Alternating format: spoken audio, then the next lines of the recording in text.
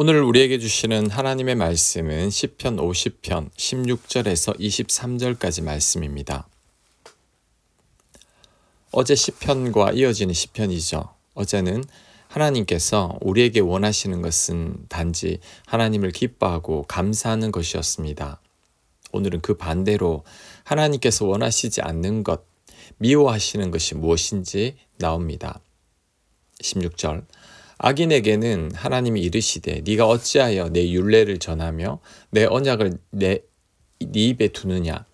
네가 교훈을 미워하고 내 말을 내 뒤로 던지며 도둑을 본즉 그와 연합하고 간음하는 자들과 동료가 되며 네 입을 악에게 내어주고 네 혀로 거짓을 꾸미며 앉아서 네 형제를 공박하며 네 어머니의 아들을 비방하는도다. 아멘.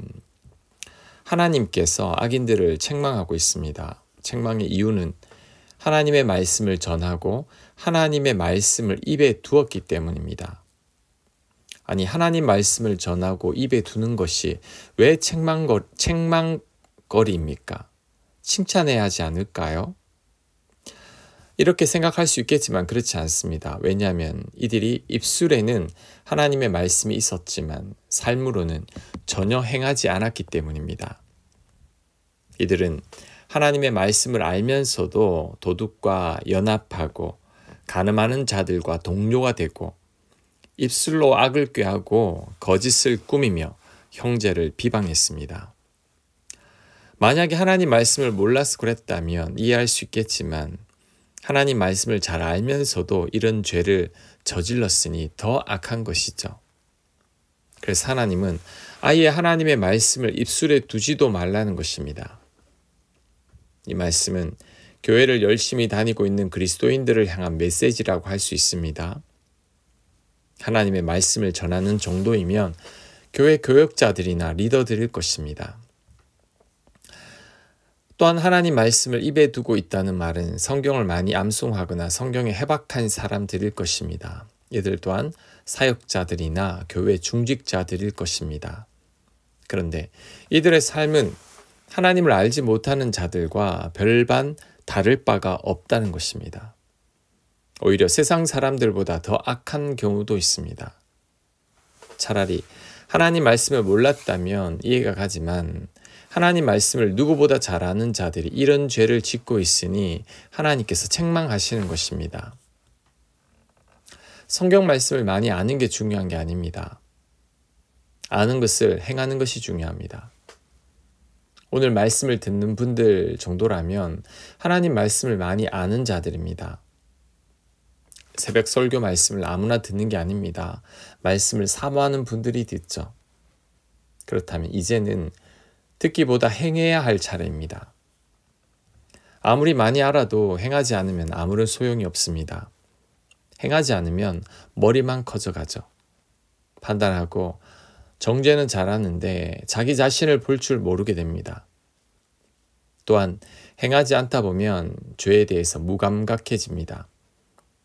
잘못된 행동이나 죄를 반복하면서도 고치지 않으니 이제는 그 행동이나 죄에 익숙해져 버리는 거죠. 그래서 죄를 짓고도 죄인 줄 모릅니다. 결국 오늘 시편에서 책망을 받고 있는 자들처럼 되어버리는 것입니다. 특히 하나님께서 오늘 본문에서 지적하는 죄들이 어떤 죄인지를 잘 생각해 봐야 합니다. 이 죄들은 우리들이 잘 깨닫지 못하는 죄들입니다. 늘 범하면서도 깨닫지 못하는 죄들이죠. 그 죄가 구체적으로 어떤 죄일까요? 자, 첫째, 죄인들과 연합하는 죄입니다. 18절을 보면 하나님께서 도둑질하고 간음하는 자들과 연합하는 것을 책망하고 있습니다.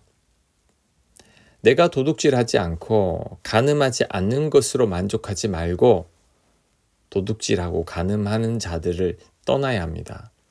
하나님은 죄인들을 멀리하길 원하십니다. 복 있는 사람은 악인의 꾀를 쫓지 아니하며 죄인의 길에 서지 아니하며 오만한 자의 자리에 앉지 않는 사람입니다. 그러니 내가 만나는 사람들 가운데 하나님께서 기뻐하시지 않는 사람들이 있다면 그 사람을 떠나야 합니다. 그것이 하나님의 뜻입니다. 자, 두 번째, 우리가 깨닫지 못하는 죄는 입술로 범하는 죄입니다. 19절은 입술로 악을 꾸미지 말고 거짓말하지 말라고 합니다. 하나님은 악한 입술과 거짓된 입술을 기뻐하지 않으십니다. 그래서 우리는 작은 거짓말도 허용해서는 안 됩니다. 거짓말을 대수롭지 않게 습관적으로 하는 분들이 있는데 절대 그래서는 안 되죠. 입술이 죄 짓지 않게 해야 합니다. 예수님은 입술로 들어가는 게 더러운 게 아니라 입술에서 나오는 것이 더러운 것이라고 했죠. 음식이 우리를 더럽게 하는 게 아니라 입술에서 나오는 악한 말들이 우리를 더럽힌다는 것이죠. 그러니 우리는 입술로 죄짓지 말아야 합니다. 자, 세 번째, 우리가 깨닫지 못하는 죄는 비방하는 죄입니다. 20절은 타인을 공박하거나 비방하지 말라고 했습니다. 뒤에서 누군가를 욕하면 안 되죠. 예수님도 비판하지 말라고 했습니다. 그런데도 많은 그리스도인들이 비판하고 비방하기를 좋아합니다. 2주 전 주일 설교 때도 말씀을 드렸지만 그리스도인들이 가장 많이 저지르면서 깨닫지 못하는 죄가 판단하고 비판하고 비방하는 죄이죠. 늘 사람들을 판단하고 비방하면서도 그것이 죄라고 여기지 않습니다. 그래서 하나님과 단절이 되는데도 깨닫지 못하죠. 오늘 본문을 보니 우리들이 잘 깨닫지 못하는 죄 두 가지가 다 입술로 범하는 죄입니다. 그러니 우리들은 입술을 더욱더 조심해야 합니다. 오늘 시편을 계기로 스스로를 다시 한번 더 점검해 봐야 합니다. 우리들이 간과하기 쉬운 죄를 조심해야 합니다.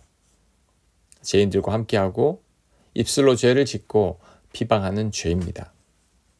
이제는 이 죄들에서 떠나야 합니다. 그것이 우리를 향한 하나님의 뜻입니다. 21절 네가 이 일을 행하여도 내가 잠잠하였더니 네가 나를 너와 같은 줄로 생각하였도다. 그러나 내가 너를 책망하여 네 죄를 네 눈앞에 낱낱이 드러내리라 하시는도다. 아멘. 우리가 깨닫지 못하는 죄들을 행하였을 때 하나님께서 참으셨다고 합니다. 그랬더니 그 죄를 당연한 것으로 여기고 있다는 거죠.